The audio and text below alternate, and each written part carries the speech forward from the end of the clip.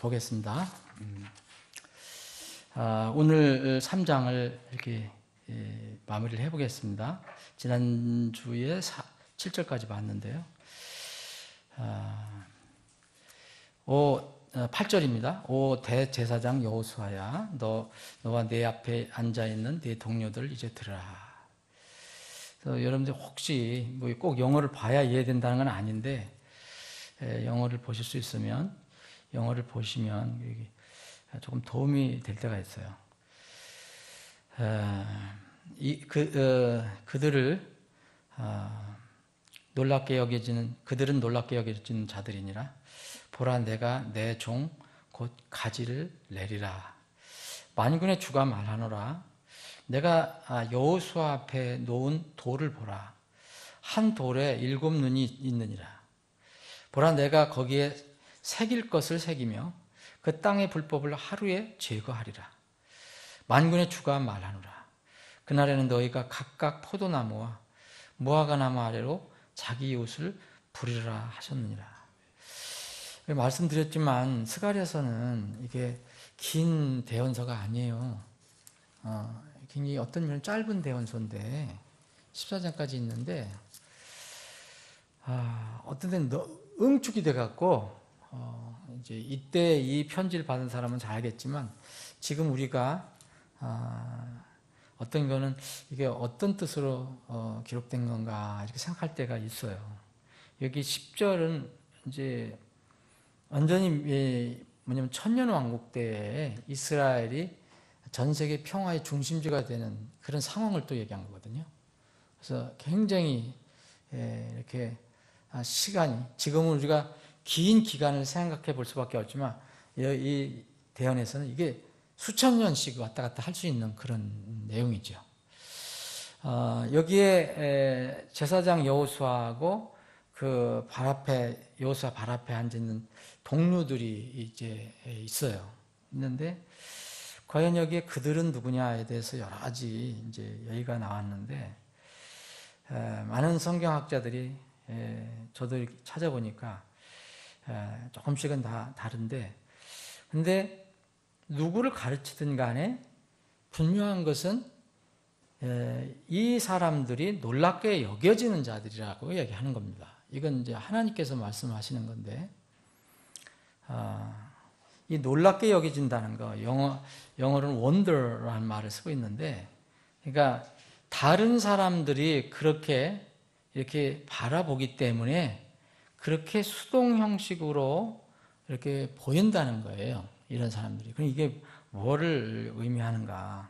그러면서 이제 또 내 종 가지를 내겠다, 이런 기록이 있고요. 또 9절에는 돌을 얘기합니다. 그러면은 여기에 이게 분명히 누구를 가리키는가 이제 여러분들 언슨풀에 아실 건데, 이미 성경에서는 이미 이거 전에 스가랴서 전에 가지가 누구를, 여기서 그래서 킹제임스 성경은 대문자로 처음부터 끝까지 대문자로 기록을 하고 있어요. 이것은 어떤 그 특정한 인칭을 얘기하는 거죠. 브랜치는 바로 다윗의 그 왕가에서 나올 한 어떤 가지를 얘기해요. 이건 지금 막대기를 얘기하는 게 아니라 어떤 인물, 이게 바로 예수 그리스도죠. 그러면서 여기 종이라고 또 있어요. 내 종.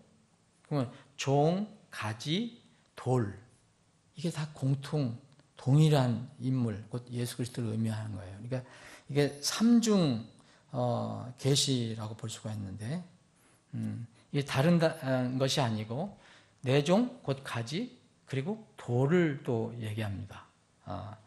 그래서 이 돌에는 7 눈이 있다. 이건 일반 돌이 아니라는 것은 이제 알 수가 있죠. 이게 이제 이것을 다른 성경과 이렇게 잘 살펴보면 이제 그리스도를 이제 말하고 있는 것을 알 수가 있습니다. 자, 여기에 이제 대제사장 여호수아와 여호수아 앞에 있는 사람들을 이제 동료라고 그랬는데, 이 사람들은 우리가 이렇게 어렵지 않죠. 바벨론 포로에서 성전을 건축하려고 왕의 명령에 칙령이 났을 때 하나님의 그 명령에 순종해서 이스라엘로 돌아온 사람들 얘기합니다. 이들의 목적은 그 성전을 수축하려고, 성전을 수축하고 성벽을 쌓으려고 하는 그런 사람들입니다.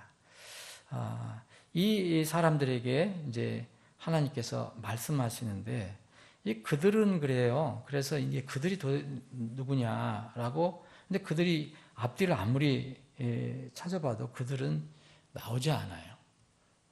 그래서 이제 우리가 번역하는데 좀 한계가 있는데, 그래서 이 8절 보면, 영어에 보면 이거를 설명 형식으로 이렇게 얘기합니다. 그들이 누구냐? 이거는 이 하나님께서 말씀하는 것보다도 성령께서 이렇게 기록을 해주신 거로 대부분의 성경학자들이 얘기합니다. 그러니까 뭐니까 이 그들이라는 것은 그들은 놀랍게 여겨진 자들이니라, 이것은 괄호라고도 생각하면 될 수 있을 것 같아요. 그래서 그들은 여호수아를 비롯해서 그 바벨론에서 예루살렘으로 와서 성벽을 건축하려고 하는, 그러니까 하나님의 말씀에 순종해서 돌아온 사람들, 이 사람들로 우리가 볼 수 있어요.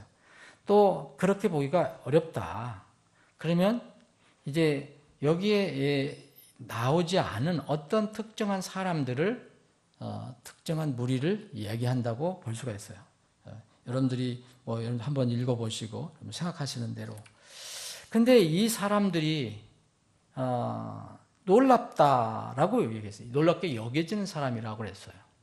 놀랍게 여겨지는 사람이다. 그래서 또 연결되는 게 뭐냐면 가지를 얘기하고 돌을 얘기하고 내종을 얘기해요. 그러면 이거는 이제 예수 그리스도와 관련이 있는 사람들을 얘기하는데, 예수 그리스도는 민족적으로는, 육체적으로는 유대인으로 오셨습니다. 유대인으로 오셨고,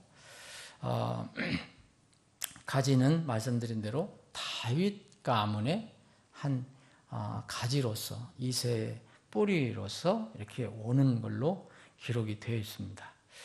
돌은 신약 성경에도 많이 나오지만 이 반석을 의미하고, 또 이 돌은 살아있는 돌, 산 돌 때 얘기할 때는 예수님을 칭합니다. 그래서 그 부분을 좀 보겠습니다. 왜 이 사람들이 놀랍게 여겨지는 자들이라고 할까? 여기는 원더라는 말을 쓰는데, 이 원더는 영어로는 그렇게 되어 있지만 우리말로는 최소한 두 가지가 의미가 있어요. 이건 표현을 할 수가 없어요. 영어로는 다 포함이 되어 있는데 우리말로는 표현이 안 돼요. 두 가지 한꺼번에 할 수가 없잖아요. 첫 번째는 놀랍다는 의미의 말 그대로 좀 놀랍다, 그런 얘기예요. 어떤 중요한 거, 중요성이라든지 어떤 굉장히 치명적이라든지 이런 중요한 뜻으로서 놀랍다. 그래서 이 예수님의 모형으로서 이스라엘 돌아온 백성들, 성전을 수축하는 사람들, 그게 여호수아를 포함해서 거기에 그 제사장, 특히 대제사장 여호수아라 했잖아요. 가장 근접한 것은 예수님은 제사장이라 했고요. 제사장. 그리고 여호수아, 또 다른 여호수아가 나오잖아요. 장군, 대장 여호수아. 예수님이 다 모형이 될 수 있어요. 그래서 이런 사람들은 놀랍다. 왜 놀랍게 여기지는 자들이냐 했나. 이들과 관련돼 갖고 이제 하나님의 종 가지가 나온다. 그리고 돌이 소개가 되고 있습니다. 그래서 놀랍다. 이거는 예수님은 이제 여호수아 장군도 예수님의 모형이고요. 예수님 우리의 대장 예수고, 그리고 여기에 대제사장 여호수아도 제사장으로 오신 예수님의 어떤 인간의 모형이라고 볼 수가 있습니다. 구약 시대에는 이거는 이스라엘 백성들은 이방인들에게는 표적이에요. 그러니까 표적이라는 뭐냐? 이방인들이 바라볼 때 이스라엘은 표적이었어요. 하나님과의 관계에서 자기들은 정말 어떤 큰 사인으로 본 거죠. 하나님께서 그렇게 하셨죠. 특별히 택하셨으니까. 그래서 신약에 봐서는 이적들을 원더스라고 하는데 그 이방인들에게는 이스라엘 자체가 이스라엘 그 제사장의 자녀들 또 제사장 또 이스라엘 사람들은 이방인들에게는 이적들로 보였다. 표적으로 보였다. 그래서 이게 놀랍다는 뜻에 거기에 들어가 있습니다. 또 두 번째 의미는 약간 부정적인 겁니다. 이것은 뭐냐면 사람들이 보는 관점에서 볼 때 이상하게 여기다라는 뜻이에요. 이게 지금 영어는 다 쓰이고 있어요. 앞에 용어도 쓰이고 뒤에도 쓰이고 있어요. 이 원더 그런 뜻이에요. 이건 좀 특이하고 이상하다. 그래서 여기 이스라엘 사람들, 여호수아 그의 동료, 도려온 사람들, 이런 그 성전을 신축하기 위해서 온 사람들은 특히 제사장들은 그 직무의 특이성, 하나님 관계로 세상 사람들, 믿지 않는 사람들부터 좀 이상하게 여김을 받은 사람들이에요. 이스라엘 사람들도 전체 민족을 보면 이방인들로부터 이상히 여겨졌어요.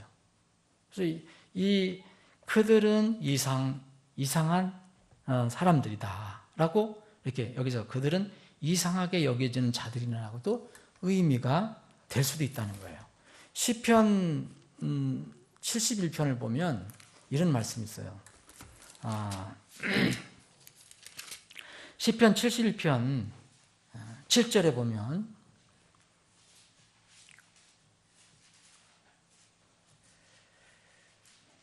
내가 많은 사람들에게 놀라운 일같이 되었사오나 I am as a wonder예요. 어디 많은 사람들에게 원더가 되었다는 거예요. 많은 사람들에게. 그런데 이게 이제 그 다음 말씀은 뭐냐면 다른 사람들에게는 좀 이상하게 보이는 사람들이에요. 그런데 주는 나의 견고한 피난처다라고 고백을 합니다. 이 앞에는 이제 모태에서부터 나를 붙드신 이도 주시며 내 어머니 이 속중심에서 나를 꺼내신 이도 주시오니 내가 항상 주를 찬양하리다. 그런데 세상 사람들 많은 사람들에게는 내가 많은 사람들에게 놀라운 일같이 되었으니 긍정적이 될 수도 있고 부정적이 될 수 있는데 여기에 되었사오나 주는 나의 견고한 피난처이시오니 이걸 보면 세상 사람들에게는 이상히 여김을 받을 수 있다는 거죠. 그래서 이 원더는 그런 의미가 있어요. 그래서 여기에 세상 사람들이 놀랍게 여기지거나 또는 이상하게 여기지거나 그런 사람들이라는 거죠.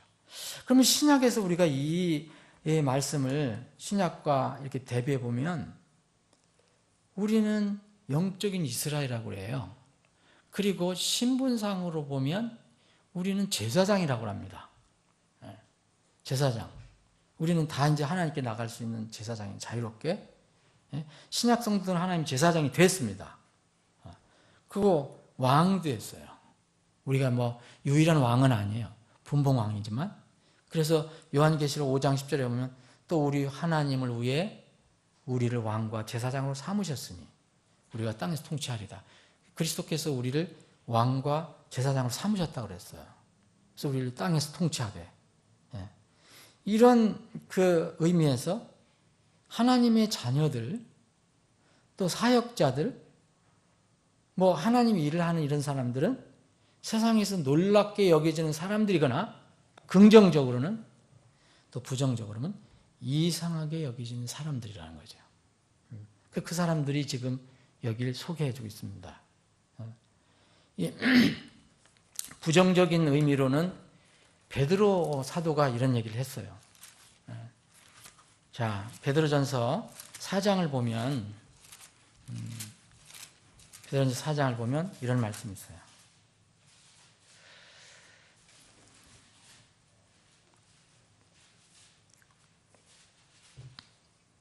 베드로전서 4장 4절 이 점에서 이제 이방인들과 3절에 보면 우리가 옛날에 이방인들이었다. 우리 삶 그걸로 다 만족했다. 근데 4절 보면은요.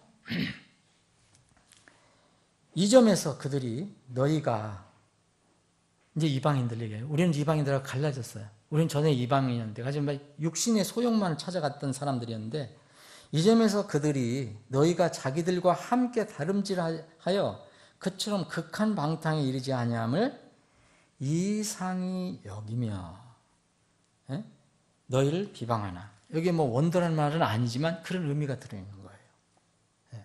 우리를 이상한 사람들로 보는 거예요. 왜 이상하게 보냐? 전에는 우리와 같이 지냈는데 세욕, 정욕, 과음, 활락, 연희, 가정의 우상 숭배 이렇게 같이 걸었는데 우리가 똑같이 그렇게 했는데 우리가 거듭나고 나서 그 길이 달라졌어요. 그랬더니 그들이 보고 우리를 보고 이상해졌다. 저 사람들 이상한 사람들이다. 긍정적으로 얘기하는 사람들은 놀라운 사람들이다 라고 얘기하고, 부정적으로 얘기하는 사람은 이상한 사람들이라고 이야기를 합니다. 근데 예수님을 우리 한번 적용해 봐요. 이제 여기 제사장 여호수아도 예수님의 아주 흐릿한 모형이잖아요. 예수님은 이 땅에 오셨을 때 어떻게 얘기가 됐습니까? 예수님 똑같은 그 두 가지 이 원더의 의미를 가지고 계셨어요. 어떤 사람이 예수님 만나서 구원받은 사람이 정말 놀라운 분으로 그분을 만나게 됩니다. 그런데 그분을 만나서도 구원받지 못한 사람들은 정말 이상한 사람, 이상한 존재였어요. 그래서 공격을 하고 핍박을 하고 그렇게 했죠. 그런데 예수님이 이렇게 신약에 오시기 전에, 이미 예수님 오시기 전에 700년 전에 있었던 대언자 이사야는 예수님을 뭐라고 표현하셨느냐. 많은 여러분 잘 아시는 이사야서 9장 6절에 보면 예수님을 이렇게 표현한 중에 하나가 원더풀입니다. 원더풀. 원더풀을, 이건 뭐냐, 원더가 가득한 사람이거든요. 그래서 긍정적으로 하면 정말 놀라운 신이에요. 놀라운 신. 그래서 그 이사야서 9장 6절에 보면 한 아이가 우리에게 태어났고 한 아들을 우리에게 주셨는데 그의 어깨엔 정권이 놓이고 그의 이름은 원더풀. 그래요. 놀라우시니 이렇게 번역했어요. 우리는 계획자, 카운슬러, 모든 계획을 다 아시고 또 권면하실 수 있고 하실 수 있는 계획자, 강하신 하나님. 이게 원더풀이 강하신 하나님이잖아요. 영존하는 아버지, 평화의 통치자, 아버지와 같이 하나가 되신 분이고, 이게 여기 보면 예수님의 이름이 원더풀이었어요. 원더가 가득한 분. 근데 예수님이 이렇게만 이렇게 세상에 오셔서 그렇게 하셨나요? 공격하고 예수를 미워한 사람이 더 많아요. 이상하고 마귀 들렸다 이렇게 한 사람들이 많았어요. 예수님. 그래서 예수님에도 양면이 있습니다. 우리도 똑같아요. 우리도 어떤 사람, 우리가 어떤 놀라운 그리스도인을 바라볼 때가 있고, 우리가 전에 이방인이었을 때는 정말 이상한 사람들을 봤죠. 저도 이상한 사람들을 봤죠. 저게 무슨 재미로 저렇게 사는가. 이상한 사람들이다. 그런데 이제 여기 베드로전서에 있는 것처럼 거듭나고 나니까 이상한 사람들이 아니에요. 이제 우리가 바라볼 때는 그분들은 참 놀라운 사람들이야. 근데 우리를 또 바라보는, 우리가 같이 있던 사람들은 우리를 이상하게 보게 됩니다. 이상하게.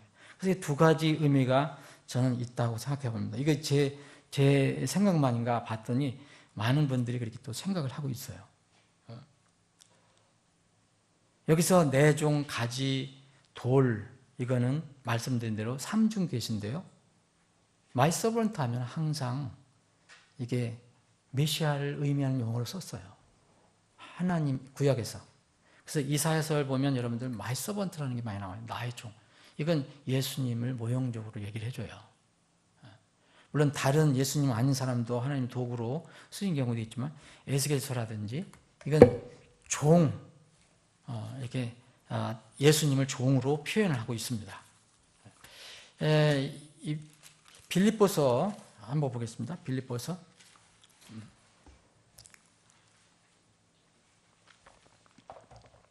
우리가 잘 아는 구절입니다. 자, 2장 6절입니다. 그분은 그리스도 예수 얘기하잖아요. 하나님 형체로 계심으로 하나님과 동등함을 강탈로 여기지 아니하셨으나 스스로 무명한 자가 되사 자기 위에 종의 형체를 취하시고 종의 형체를 취하시고 오셨다 그랬어요. 이거를 그렇게 표현해요. 신약에서. 그런데 구약에서는 마이 서번트, 내 종 이렇게 표현을 합니다. 사람의 모습이 되셨으며 사람의 모양으로 나타나서 자기를 낮추시고 죽기까지 순종하셨으니 곧 십자가의 죽음이라. 이게 종의 모습으로 오셨다. 내 종으로. 그런데 때가 되면 이제 종으로 오셨던 분이 왕과 이제 그 세상을 다스리는 통치자로 오십니다. 그럴 때는 그 다음에는 9절부터 11절까지가 해당되는 거죠. 모든 존재들이 이제 종으로 오셨던 그분한테 무릎을 꿇게 돼요. 아무도 구원받지 못한 사람들도 다 무릎을 꿇게 되게 돼 있어요. 그래서 이 종, 내종, 가지, 돌은 이제 예수님을, 그리스도를 상징합니다. 이 가지라는 말도 참 많이 나와요. 이사야서 나오지요. 이사야서 세 번이나 나오네요. 뭐 한 번은 주의 가지, 한 번은 한 막대기, 비슷한 거죠. 그리고 한 가지, 또 이사야서 11장 1절, 연한 초목, 예수님을 표현할 때 53장 2절에 보면 연한 초목으로 표현하잖아요. 나무. 예레미야 23장 5절에 보면 의로운 한 가지. 다윗에게 일어나는 의로운 가지. 예레미야 33장 15절도 의의 가지. 다 메시아를 지칭하는 그런 말입니다. 내 종 가지는요, 세상 죄를 대신하는 그 대성주로 오신 주님의 온유하고 또 겸손한 모습을 이제 나타내주고 있습니다. 여기에 이제 9절에 보면 또 예수님을, 그리스도를 세 번째 삼중적으로 표현해주는 말이 나온 돌입니다. 이게 스톤. 이건 물론 물리적인 돌을 말하는 것이 아닌지 여러분들 아시겠죠? 그 물리적인 돌인데 무슨 돌이 그 7 눈이 있습니다. 눈이 있는 곳에 나오잖아요. 이 성경에서는 이 주님을 성전의 기초석이라고 얘기하죠. 성전의 관석이라고도 얘기합니다. 캡스톤. 그리고 머릿돌이라고도 얘기해요. 이게 다 돌이에요. 돌. 그래서 예수님은 이제 이미 이건 구약에서부터 저희가 된 거예요. 예언이 된 거예요. 시편 118편 22절에 보면 모퉁이 머릿돌이 건축자들의 머릿돌이 된 건축자들이 버린 돌이라 했어요. 건축자들이 버렸는데 그 돌이 이 머릿돌이 되죠. 모퉁이 머릿돌이 되죠. 그런데 이 시편에 이미 대언된 말씀이 신약에 많이 인용되고 있어요. 그리고 쉽게 이제 찾아볼 수 있는 것이 로마서에 보면 이스라엘과 이방인하고 대비할 때, 이방인과 이스라엘 대비할 때 예수님이 이스라엘에게 처음에 걸림돌이 돼요. 다 예수님 부정하고 그래서 큰 어려움을 당하죠, 이스라엘 백성이. 근데 그걸 이스라엘 백성이 그렇게 할 때 그 이방인들은 이제 정말 생명의 반석이 돼버려요. 어떤 사람에게는 걸림돌이 돼버리고 어떤 데는 생명의 돌이 돼요.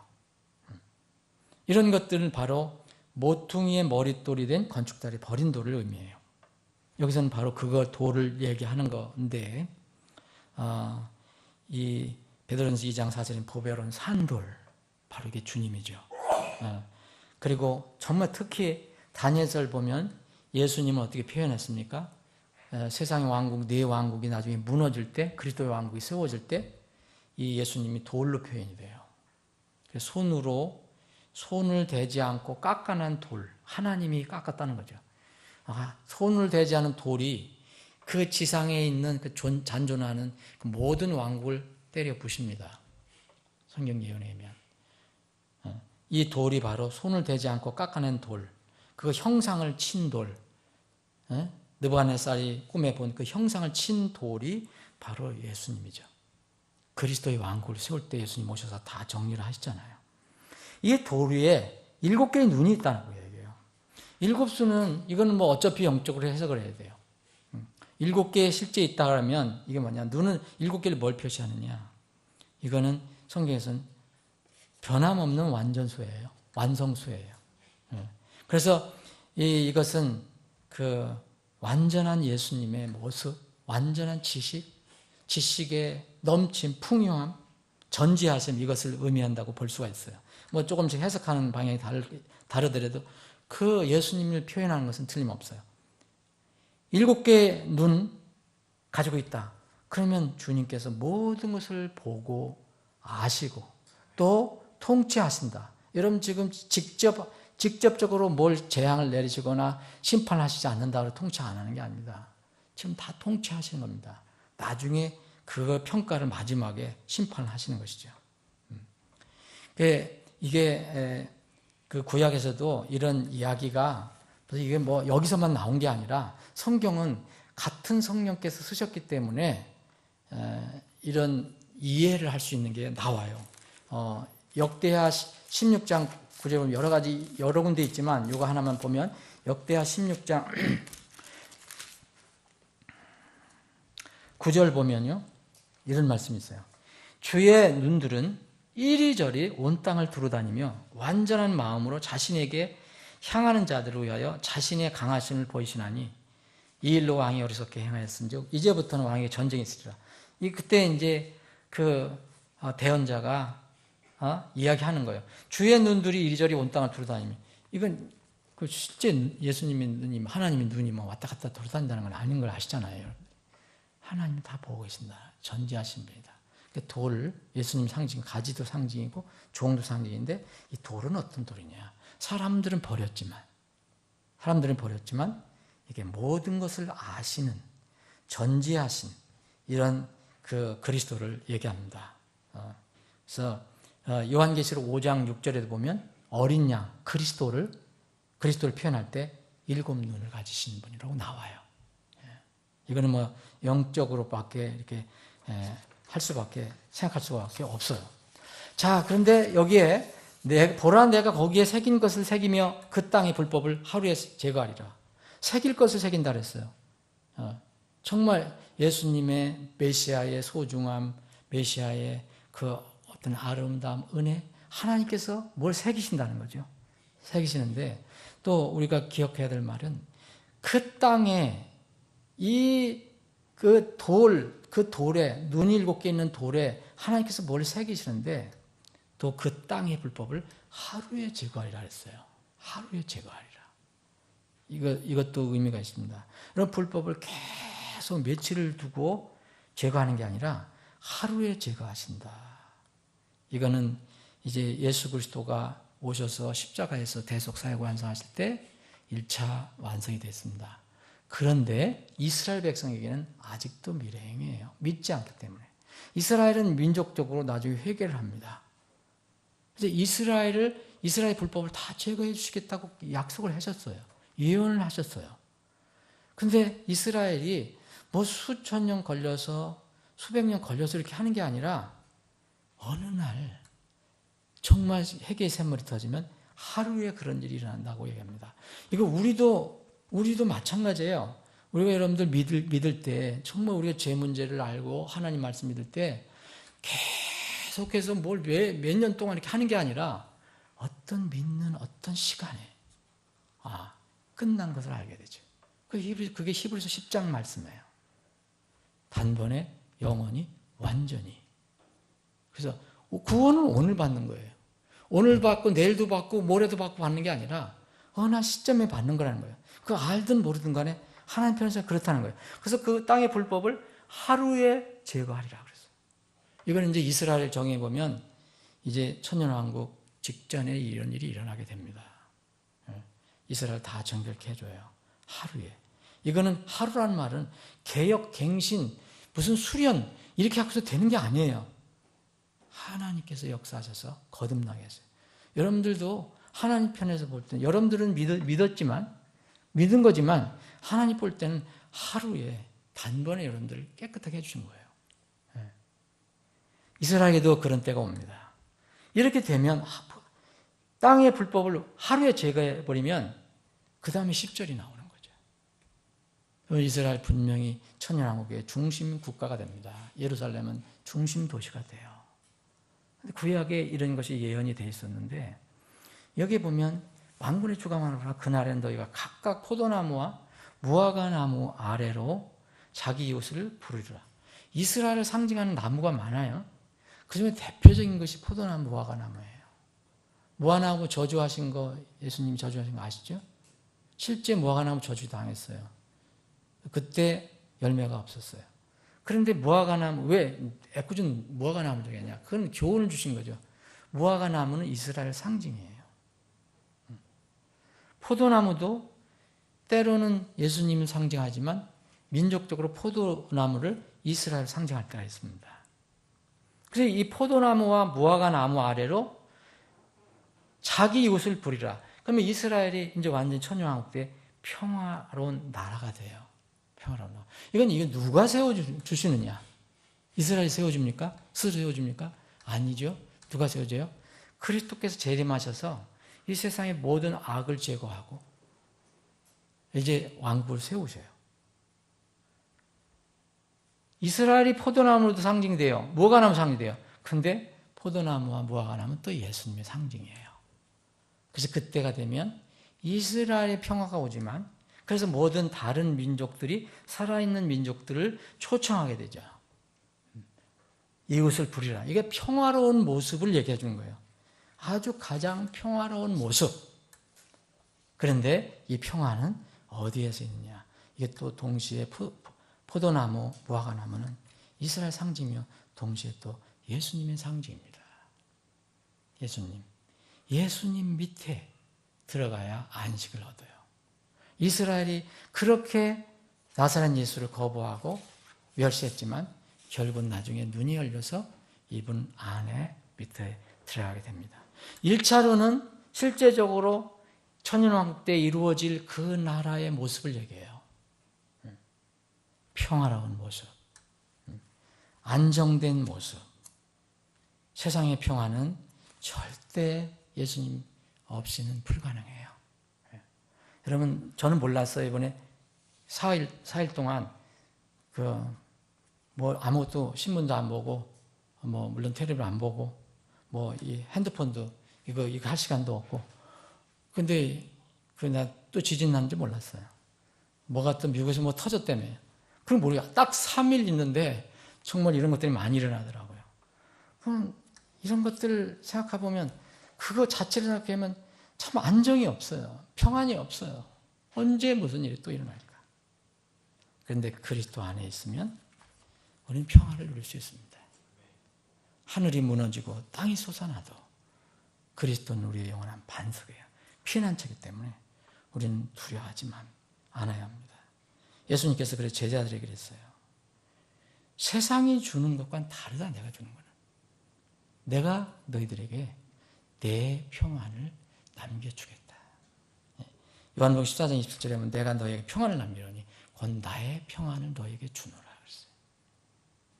세상이 주는 것과 달리 내가 너희에게 주노니 너희는 마음에 근심하지 말고 두려워하지도 말라. 우리 눈에 이런 이제 앞으로 평화로운 이스라엘이 이제 세워지고 또 전 세계적으로 이런 그 모습이 있을 때가 우리 눈에 펼쳐질 겁니다. 언제인지는 저는 몰라요. 근데 분명히 이것은 예언된 거기 때문에 성취가 될 것입니다. 그날이 가깝다고 이야기하죠. 여기 보면 만군의 주가 말하노라. 그날이 우리에게 옵니다. 자, 기도하시겠습니다.